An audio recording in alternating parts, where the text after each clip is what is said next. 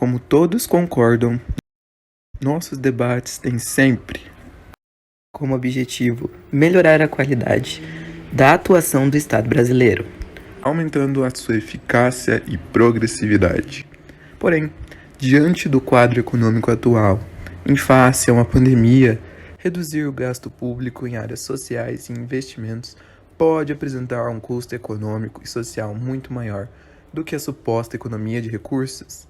Em situação de desemprego e baixa ocupação da capacidade produtiva, períodos em que os multiplicadores fiscais são maiores, a ampliação dos gastos públicos pode contribuir para o crescimento da economia. A elevação dos gastos pode ser feita de forma a manter o orçamento equilibrado e ainda assim ter efeitos positivos sobre a economia.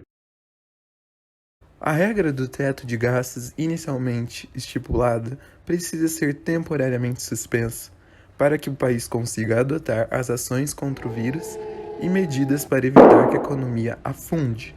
Estamos vivendo um quadro de depressão econômica e não de recessão. Desse modo, meus caros, a rede pública de saúde não deve ter qualquer tipo de restrição de acesso a recursos. O governo precisa ampliar a assistência social, expandir crédito a micro, pequenas e médias empresas e ampliar o investimento público, especialmente em infraestrutura. A ampliação da proteção social e a adoção de medidas para incentivar empresas a reter os trabalhadores no momento de baixa nas receitas são importantes para dar um alívio financeiro às companhias e às famílias. Medidas de transferência de renda e subsídios ao salário surtirão efeito mais rápido para se evitar um colapso na economia.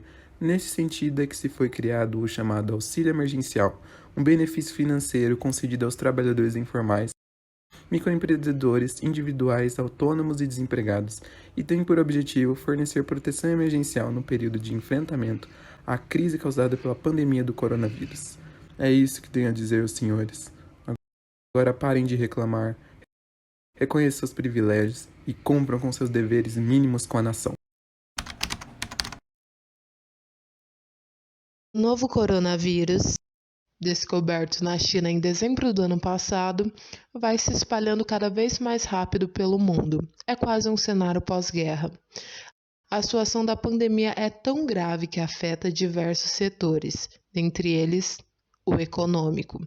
As bolsas de valores por todo o planeta caem rapidamente e as moedas se desvalorizam em ritmo alucinante, o que acaba gerando um cenário de incertezas na população mundial. Autoridades da cidade de Wuhan notificaram um conjunto de casos de pneumonia, de causa até então desconhecida. Teria sido necessário um grau sobrenatural de previsão econômica para imaginar a chacina que esse novo vírus infligiria à economia global.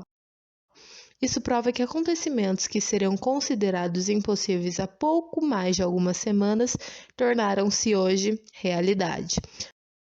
No Brasil, fazendo o diagnóstico da situação, nos deparamos com portas de comércio e serviços não essenciais fechadas, permanecendo funcionamento apenas de serviços de saúde, alimentação, segurança e abastecimento. Quando tudo isso irá se normalizar? Essa é uma pergunta sem resposta.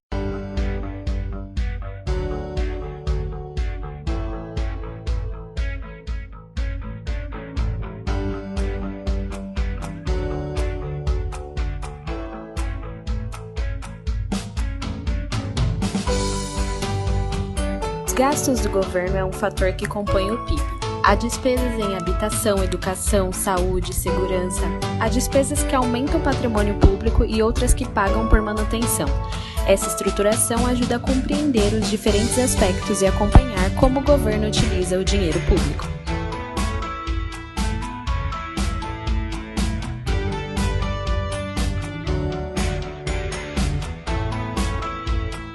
Os gastos públicos geram riquezas para o país, servem para estimular a economia, como, por exemplo, através de programas sociais, investimentos de infraestrutura, entre outros, podendo ser responsável pela geração de renda e consumo, além de tornar o país mais competitivo no mercado externo.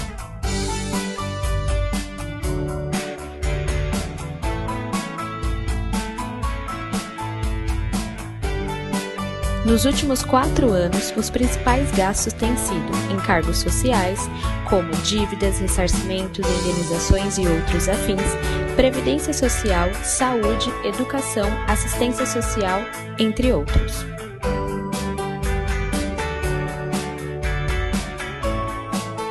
Nos últimos 2 anos, é perceptível que o perfil dos gastos se manteve o mesmo, sem muita relevância. Agora, comparando com os países sul-americanos, o PIB do Brasil é um dos mais altos.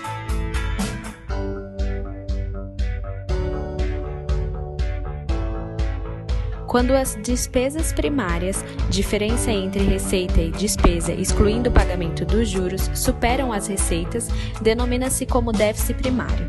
O déficit primário acontece quando um país não consegue gerar recursos, ou seja, arrecadação, que superam os seus gastos durante um período. Então, ao fechar o balanço do ano, o país acaba reconhecendo que gastou mais do que arrecadou. De acordo com as notícias, no Brasil foi o 6º ano seguido em que as contas ficaram no vermelho. O Brasil gasta mais com proteção social, notadamente com previdência, do que uma média de 54 países. A conclusão é que o Brasil gasta cerca de 12,7% do PIB com proteção social, contra uma média de 8% dos demais 54 países.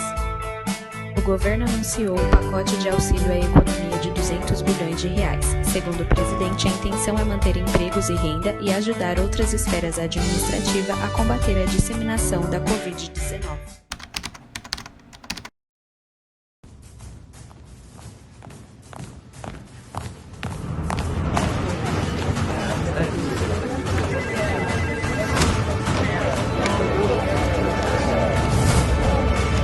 Vocês já sabem o que devem fazer, não é mesmo?